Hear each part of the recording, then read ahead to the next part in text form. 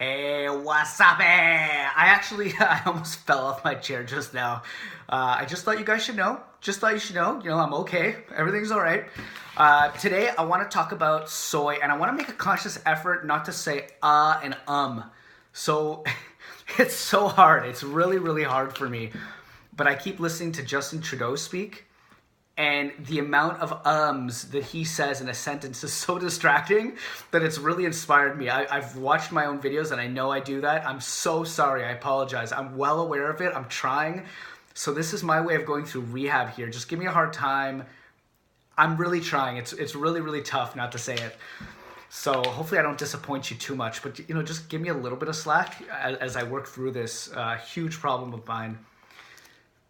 See, I was just gonna do it right now. I was this close, guys. This close.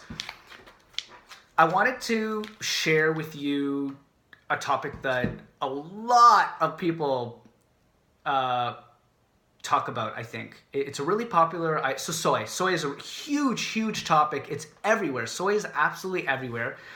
And it amazes me that the trend of fermented soy has not really hit nearly as big as I thought it would. Not even close. Like it's out there for sure. You could find it on YouTube, and the idea of tempeh, which is what I'm showing here, is on the market. But most people, by and large, have no clue what tempeh is. They have no idea how to use it.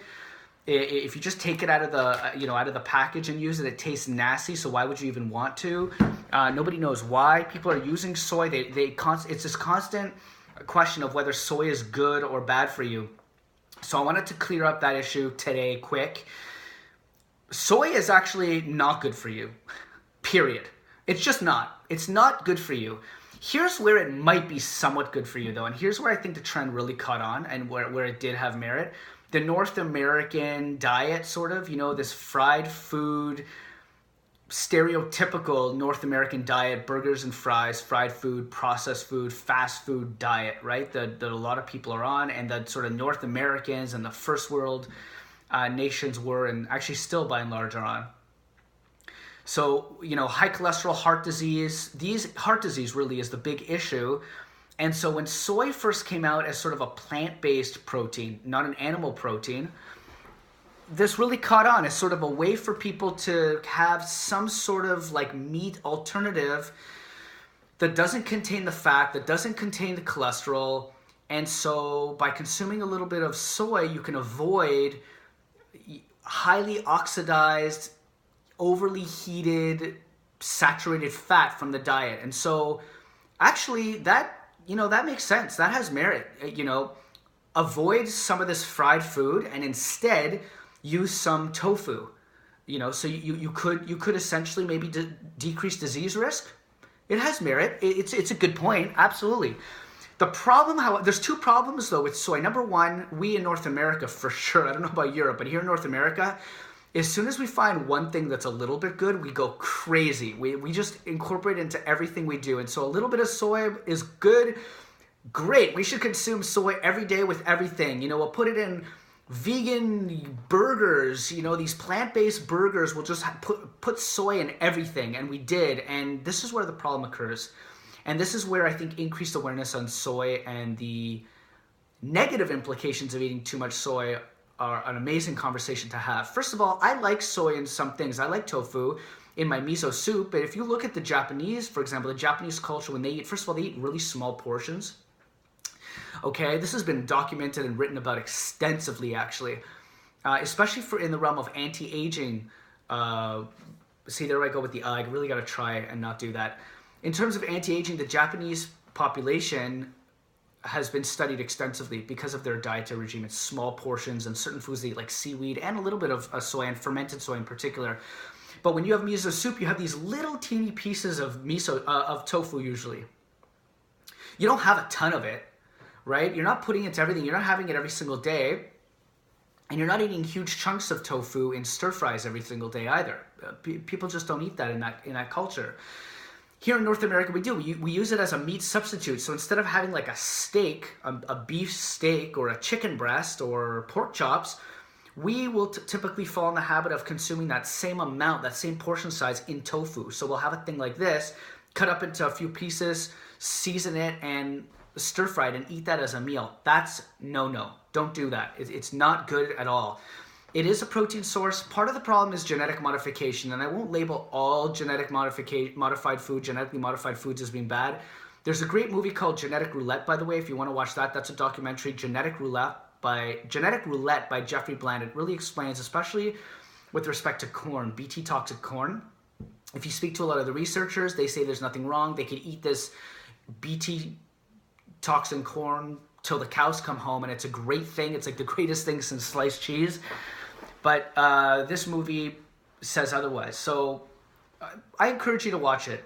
So not all genetically modified organisms are bad necessarily. However, let's look at it on an individual basis, and we could chat about that. With soy, though, it is a huge problem with the amount of pesticides and other chemicals that you use in the growing of it.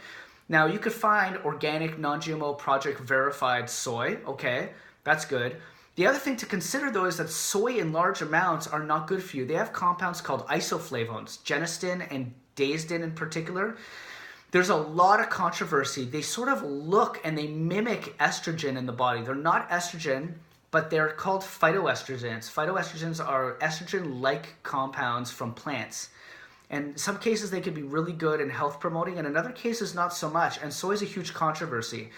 There's research to support the use of these isoflavones, and there's research against the use of it, possibly causing detriment to especially hormone-sensitive cancers like breast cancer and uterine cancers. A lot of controversy. Is it good or bad? Here's what we do know. Instead of consuming high, copious amounts of soy, which is very hard to digest, just like with seeds and grains, it's very hard to digest typically, and it's genetically modified, and there's these soy isoflavones, which are a huge controversy. Fermented soy, I believe, is the answer. Consume it also in moderate amounts. Don't consume tons of it. Consume a little bit.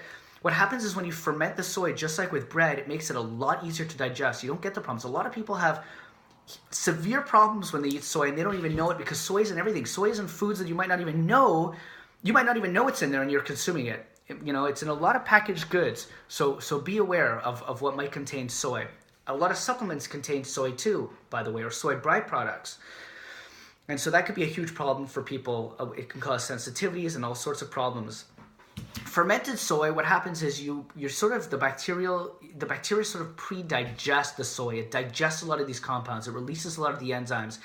It improves a lot of the phytonutrient content and antioxidant capacity of the food. It just makes it into a much healthier food that's easier to digest and easy to utilize. And here's the interesting point. Paul Schulich actually taught me this. He's the formulator and founder of New Chapter. He taught me that actually the soy isoflavones, they ferment, they change shape and structure. So they convert from, let's say, genistein and daistin to genistein. Instead of IN, it's EIN, genistein, daistin.